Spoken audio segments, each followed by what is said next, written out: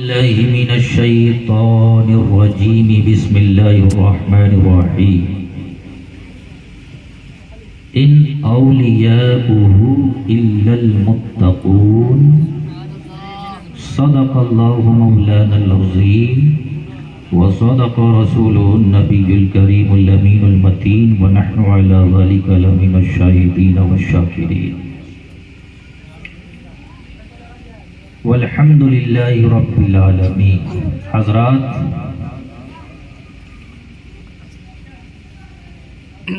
آئیے عظیم قبل کہ کچھ گفتگو شنید کی جائے، ہم سب مل کر آقا کریم رؤوف و رحیم علیہ الصلاۃ والتسلیم کی بارگاہ گوہر بار میں عقیدت و محبت کے ساتھ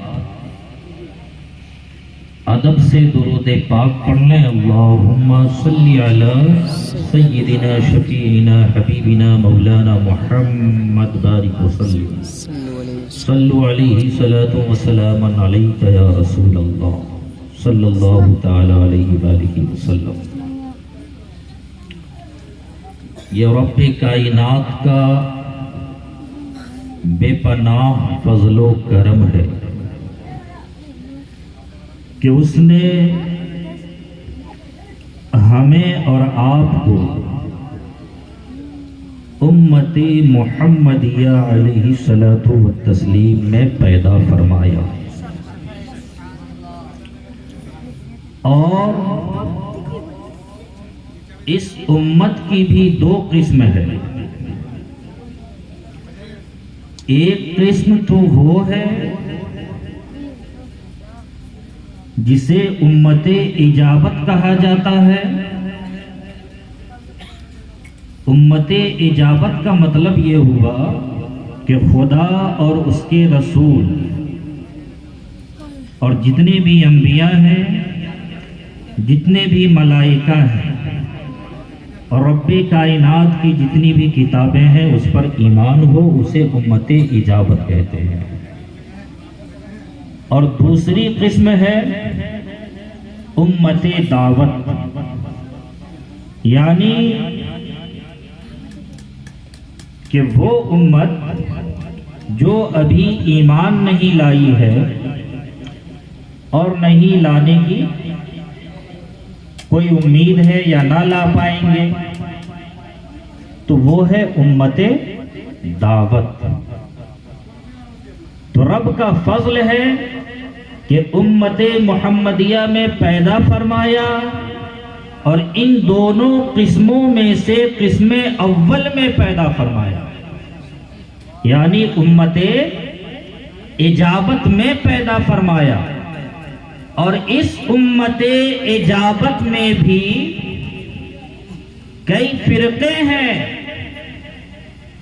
مختلف فرقے ہیں، مگر کسی غیر فرقوں میں نہیں، بلکہ فرقہ ناجیہ جسے اہل سنت والجماعت کہا جاتا ہے اس میں پیدا فرمایا۔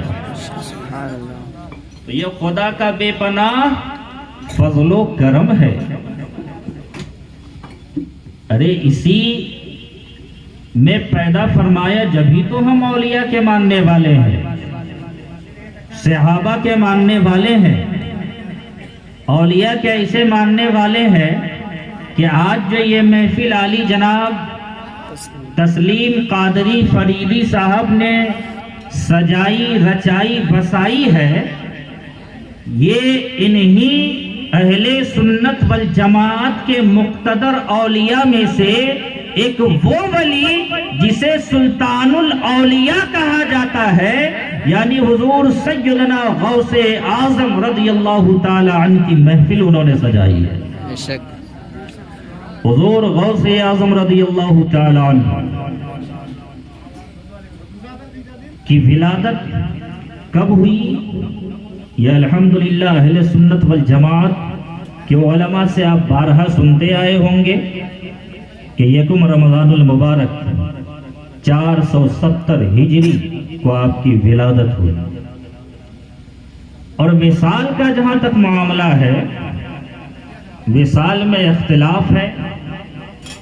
کچھ علماء کا کہنا ہے کہ اسی مہینے یعنی یہ ربیع الثانی کا جو مہینہ چل رہا ہے، اس مہینے کی 9 تاریخ کو یا 10ویں تاریخ کو یا 11ویں تاریخ کو، اور کچھ علماء کا اس میں اختلاف ایسا ہوا کہ انہوں نے کہا کہ 17ویں تاریخ کو.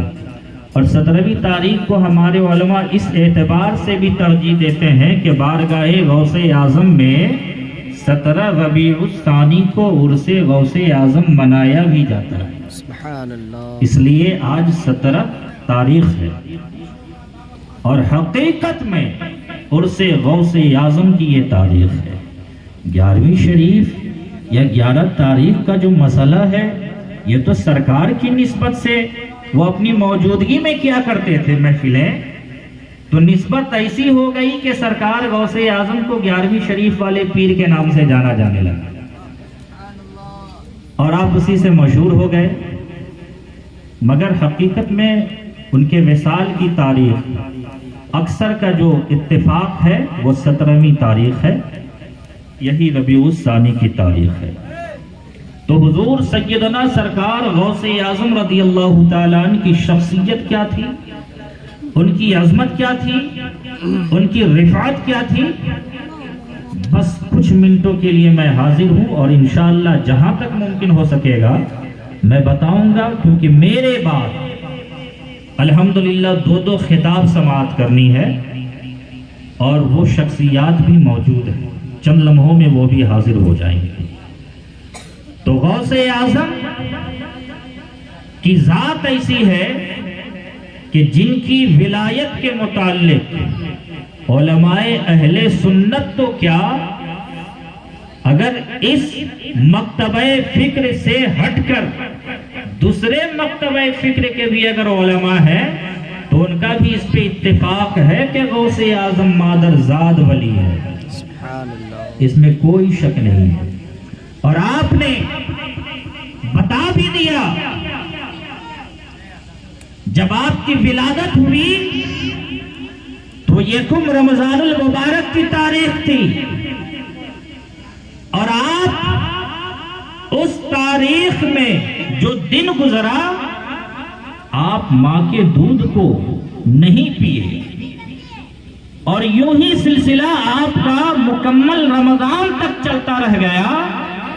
تو آپ نے ثابت کیا کہ میں ان بچوں کے جیسا نہیں ہوں جس کی ولادت عام طور سے ہوتی ہے، مجھے رب نے خاص بنا کر بھیجا ہے. وہ غوث اعظم جب آپ کی عمر تقریباً 4 یا 5 سال کی ہو گئی تو آپ کے والد بزرگوار، جنہیں دنیا حضرت سید موسیٰ جنگی دوست کے نام سے جانتی ہے، حضرت سید موسیٰ کے آگے جو یہ جنگی دوست کا معاملہ آیا، یہ کیوں آیا، کس لیے آیا، اگر کتابوں کا مطالعہ کریں گے تو پتہ چلے گا. حضور سیدنا غوث اعظم رضی اللہ تعالیٰ عنہ کے والد بزرگوار الحمدللہ وہ بھی بہت بڑے پرہیزگار اور عالم باعمل تھے، بہت بڑے تقویٰ گزار تھے، اور سب سے بڑی بات کہ اہل بیت اطہار میں سے تھے. تو حضرت سید موسیٰ جنگی دوست، یہ جنگی دوست کا معاملہ کیوں اور کیسے آیا، یہ لقب کیوں پڑا؟ آپ فرماتے ہیں کہ ایک مرتبہ میں مسجد کو جا رہا تھا، راستہ میں ابھی کچھ قدم چلا ہی تھا کہ بادشاہ کے درباریوں میں سے کچھ درباری مٹکے میں یعنی گھڑے میں شراب لے کر گزر رہے تھے. تو میں نے دیکھ لیا، اور دیکھنے کے بعد میں نے اسے سمجھانے کی کوشش کی. الامر بالمعروف والنہی عن المنکر کے تحت میں نے اسے سمجھانے کی کوشش کی اور اسے سمجھایا اور سمجھانے کے بعد اس گھڑے کو پھوڑ ڈالا۔ جب گھڑے کو پھوڑ ڈالا تو ان کے جتنے بھی رفقا تھے بادشاہ وقت کے، وہ سب بادشاہ کے دربار میں حاضر ہوئے، اور حاضر ہونے کے بعد حضرت سید ابو موسیٰ رضی اللہ تعالی عنہ کی شکایت کی بادشاہ سے کہ بادشاہ سلامت، ایک شخص ہے، ایک بزرگ ہستی ہے، انہوں نے شراب سے پر تمام گھروں کو انڈیل دیا ہے اور گھروں کو پھوڑ ڈالا ہے۔ تو بادشاہ نے کہا کہ اس بزرگ ہستی کو میرے دربار میں لے آؤ۔